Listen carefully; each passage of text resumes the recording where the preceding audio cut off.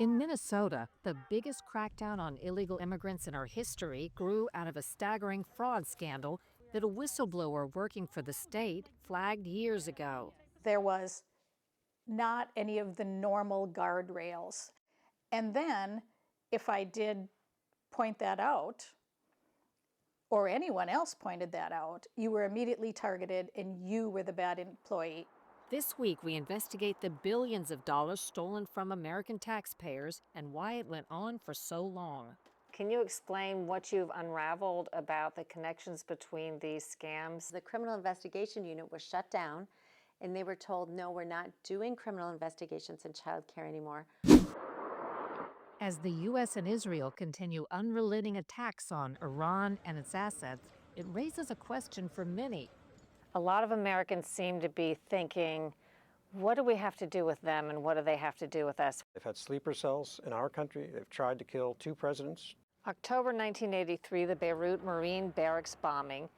June 1996, the Khobar Towers bombing. We have to understand the source of the problem. It's not in Lebanon, it's in Tehran. And fortunately, Donald Trump does seem to understand that. This week, context and perspective on Operation Epic Fury.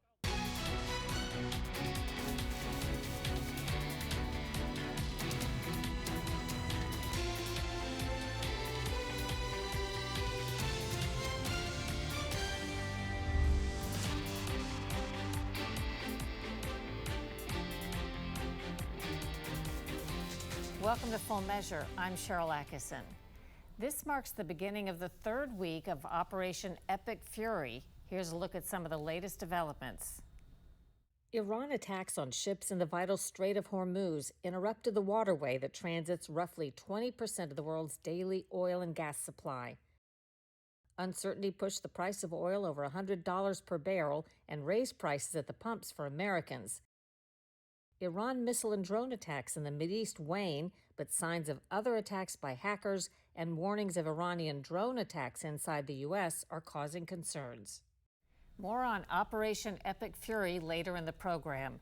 But first, with the notorious theft of taxpayer dollars in Minnesota that you've heard so much about, the web of fraud that's taken place largely by residents from Somalia siphoned billions from programs meant to help the vulnerable.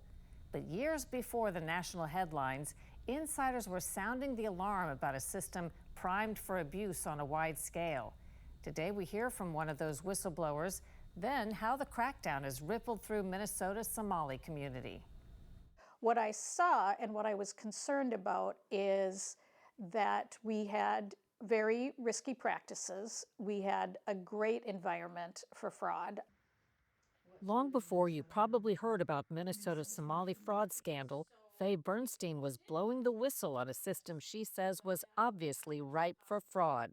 In 2019, Bernstein was a compliance officer for the Minnesota Department of Human Services, DHS, when she says she spotted red flags. There was not any of the normal guardrails. There was nothing that would prevent that sort of thing. And then, if I did point that out, or anyone else pointed that out, you were immediately targeted and you were the bad employee. And from that point on, there was nothing you could do. Everything you did was wrong.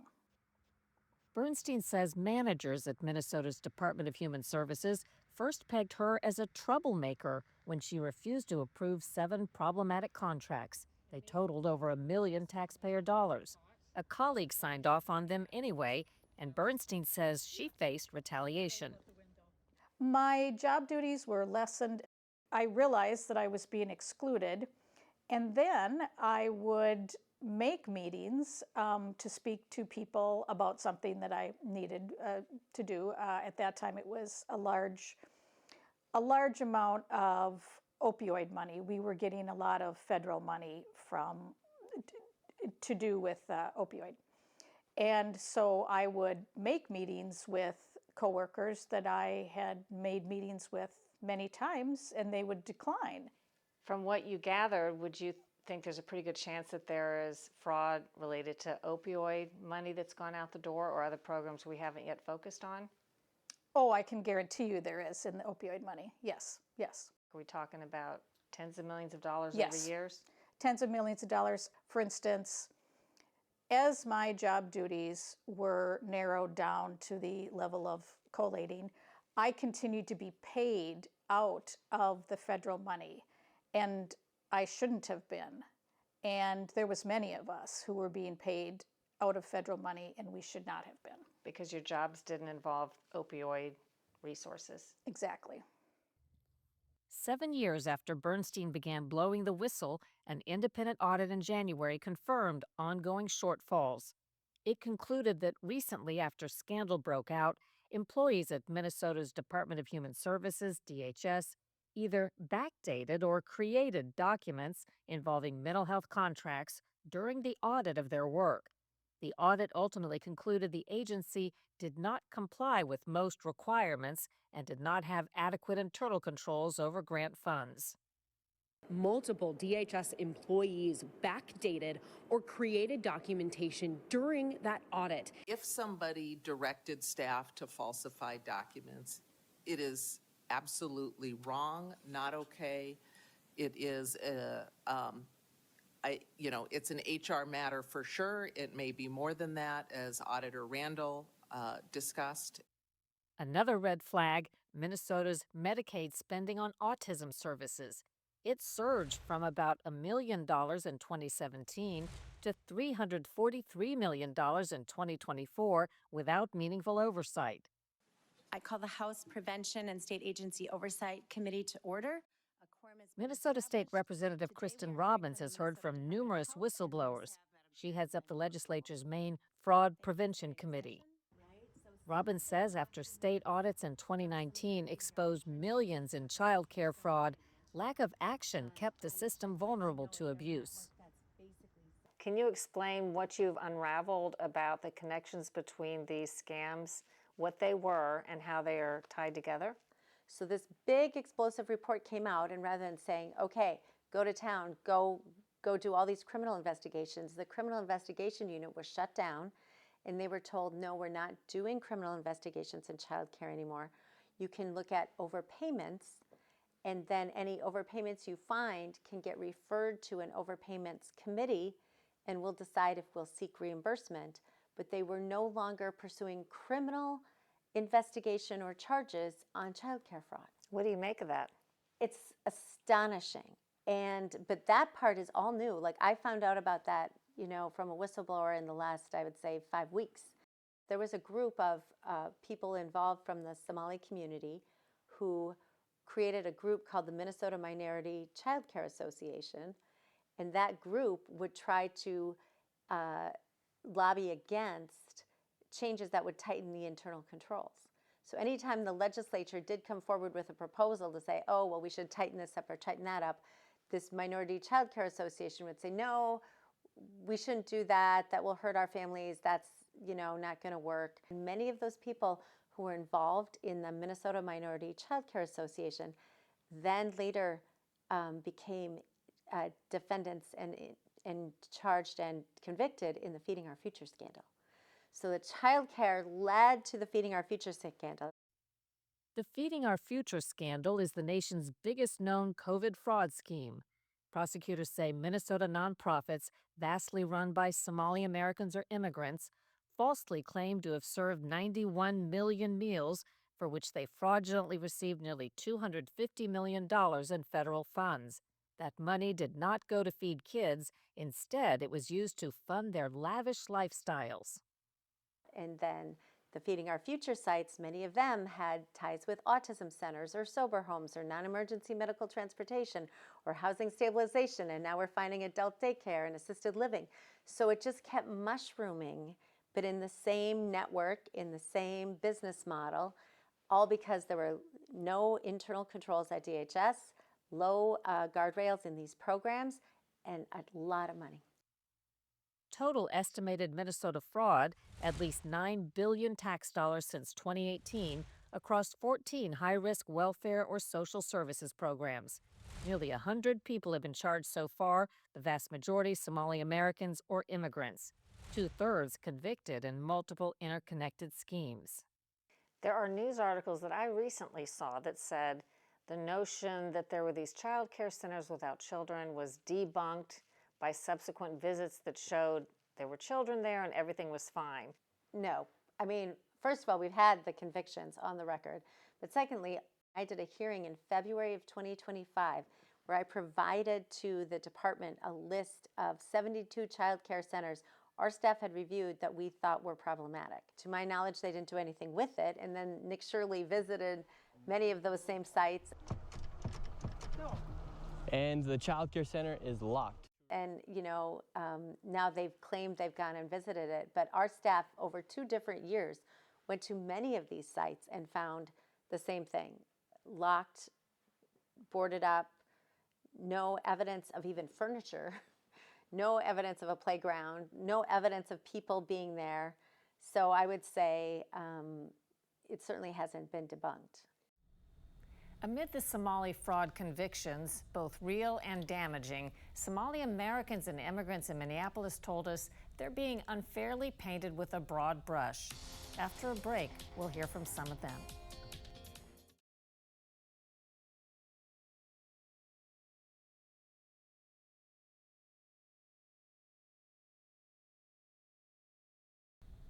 We continue our reporting on the record fraud in Minnesota. A whistleblower told us she saw gaping holes in the state's checks and balances, but was retaliated against when she flagged them. The vast majority of those committing the fraud are Somali, but on our visit to Minneapolis, other members of America's largest Somali community told us they've been unfairly blamed in the scandal. Over 10,000 people live in this neighborhood. They call this home. This is a cultural mall. Jamal Osman arrived in the U.S. from Somalia as a refugee at age 14. Today, he's on the Minneapolis City Council.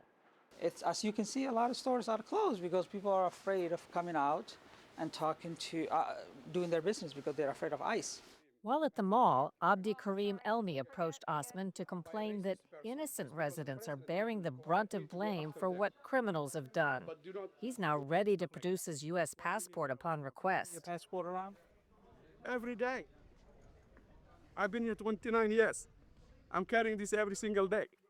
Our kids are born here, and we came as refugees, and then we became refugees. U.S. government brought us over here. Now Legally. Legally, as a refugees. We appreciate it. We came here, and now you're saying we are garbage. You need to go back where you came from. Does that make sense? To be clear, you don't support any alleged fraud. You support doing something about that. Absolutely. I think the state handled it very well. Once they figured out that there was wrongdoing, they took the right steps to do it. Fraud is the brush they're trying to use to justify racism, xenophobia, and Islamophobia to attack this community. Every community has some good people, bad people, corruption people, right? There's a law in this country, right? There's a due process. Due process. Put them in jail. Do the process. But don't shame a whole community. All kind of culture, international. Everywhere we went on our visit, residents described feeling unfairly targeted. Kamaro Ali owns a grocery store in the section of Minneapolis nicknamed Little Mogadishu after Somalia's capital city. She says she considers 2 ICE protesters who were killed in clashes with federal agents to be heroes. We cry for the one who died, one who left. Yeah. They never come back. That's very hard, Yeah, They never come back because their children are waiting. Their family is waiting them. They never come back. Today, Minnesotans are struggling to prosecute the fraud, eliminate gaps, and put the whole public disaster behind them. Minnesota State whistleblower Faye Bernstein says the fault for the scandals and fallout ultimately lies with the state officials who ignored all of the obvious warning signs for so long and punished those drawing attention to them. What is the lessons to be taken away from your experience? Employees who do this work every day, not just me, but many employees who do this work every day know when we're doing something risky. You just have to listen to them the retaliation puts such a chill on anybody speaking again. For more on the story, check out my podcast, Full Measure After Hours. Coming up, Iran's long history of terrorism.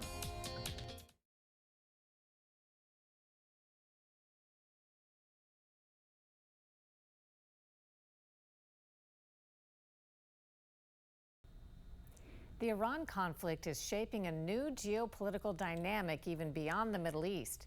Iran isn't just a direct threat to its neighbors and Western interests, but for decades it's also paid for and coordinated an alarming number of attacks launched by terrorist groups throughout the region, including against Americans.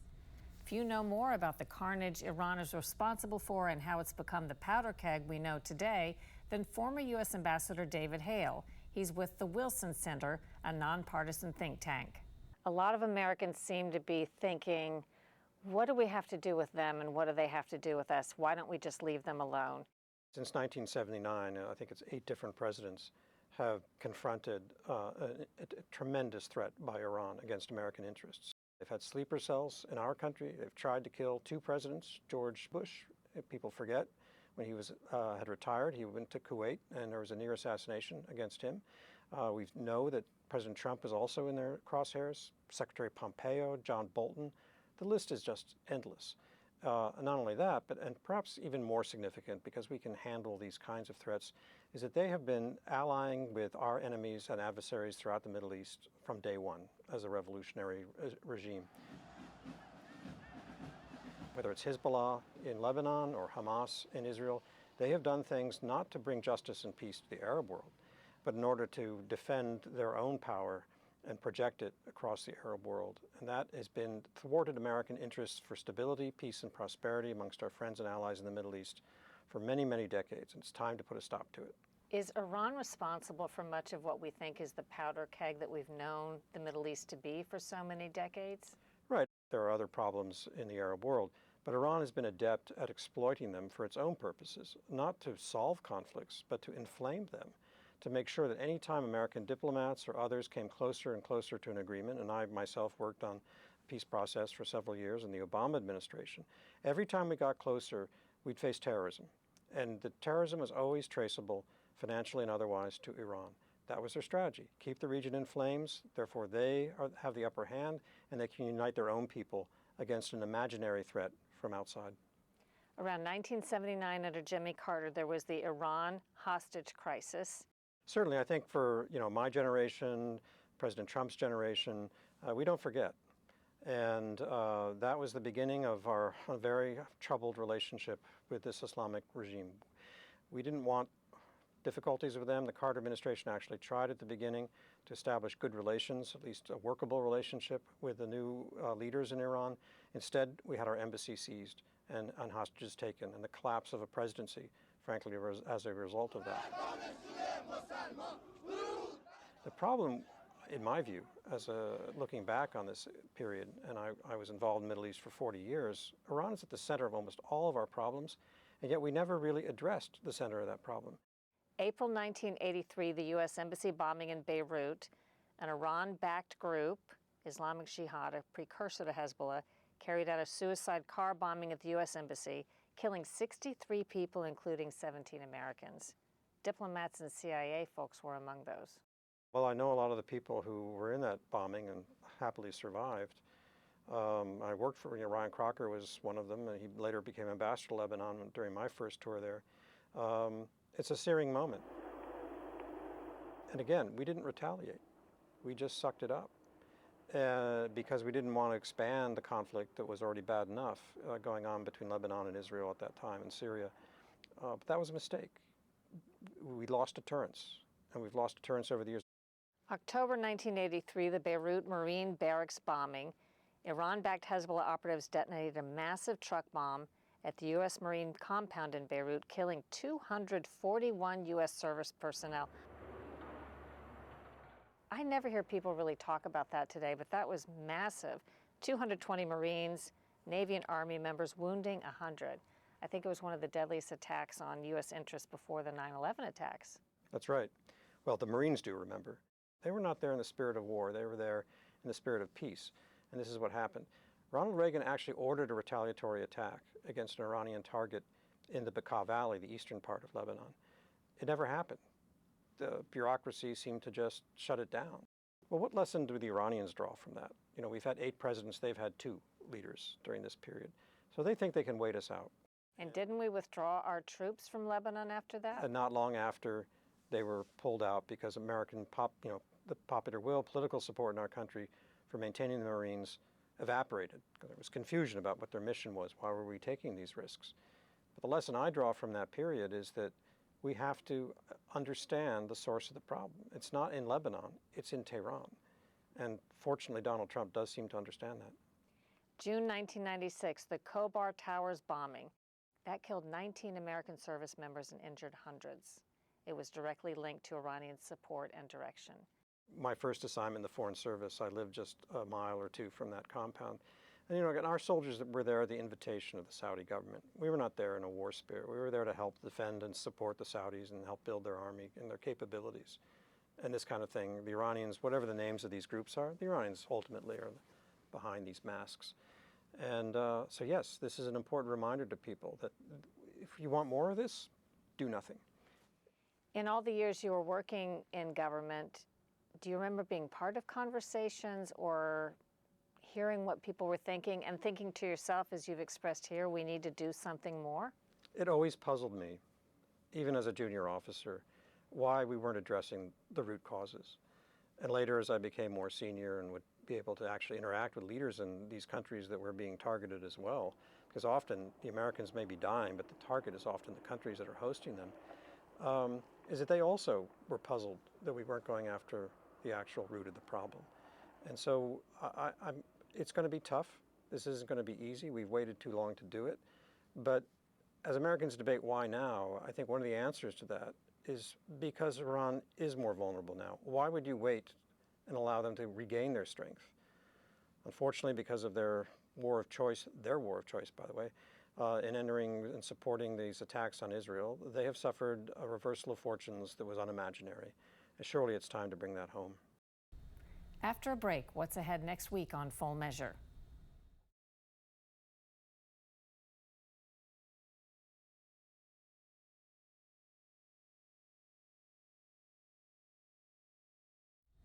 Coming up next week on Full Measure, an important follow-up to one of our exclusive reports on the government cover-up of the Biden family's alleged connections to foreign bribery schemes. It's a lot bigger of a deal than you might think. DOJ had this much control over essentially holding us down from doing a proper investigation related to the Biden family. We'll tell you what happened to the IRS agents who investigated and then blew the whistle next week on Full Measure. Until then, we'll be searching for more stories that hold powers accountable. Thanks for watching. I'm Sharyl Attkisson.